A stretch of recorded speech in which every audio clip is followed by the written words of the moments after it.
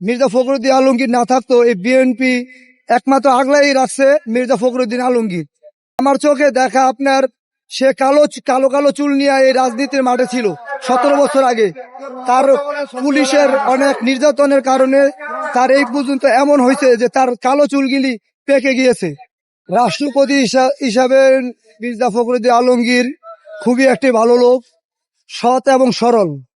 আমি মনে করি, ব্যক্তিগতভাবে মনে করি, বাংলাদেশের প্রত্যেকটা জনগণ চায় যে মির্জা ফখরুদ্দিন আলমগীর রাষ্ট্রপতি হিসাবে পারফেক্ট এবং কি সৎ।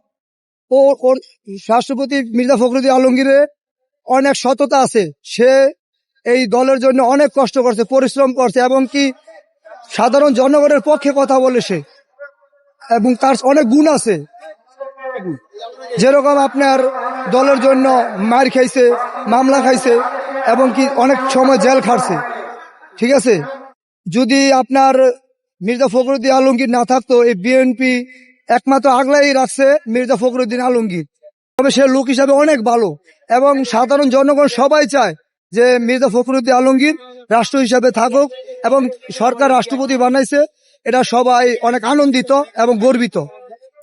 যেরকম ধরেন তারা আন্দোলন ডাকছে, ওই আন্দোলন ঠিক মতন করতে পারে না, প্রোগ্রাম ফলেছে, প্রোগ্রামগুলি ঠিক মতন করতে পারে না, তার উপরে অনেক হামলা হয়েছে, মার হয়েছে, তারে জেলও খাটানো হয়েছে, পুলিশ অনেক নির্যাতন করছে তারে।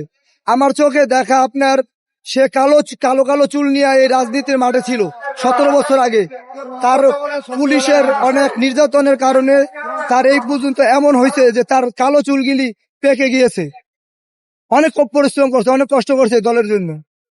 জি জি জি জি জি সে এই রাজনীতির জন্য অনেক মেহনত করেছে। যেরকম ধরেন রেজভি আহমেদ, মির্জা ফখরুদ্দিন আলমগীর, তারা অনেক এই সংগঠনের জন্য অনেক পরিশ্রম করছে, অনেক মেহনত করছে। এই সংগঠনটা একমাত্র আগলায় রাখছে এই দুইজন লোক।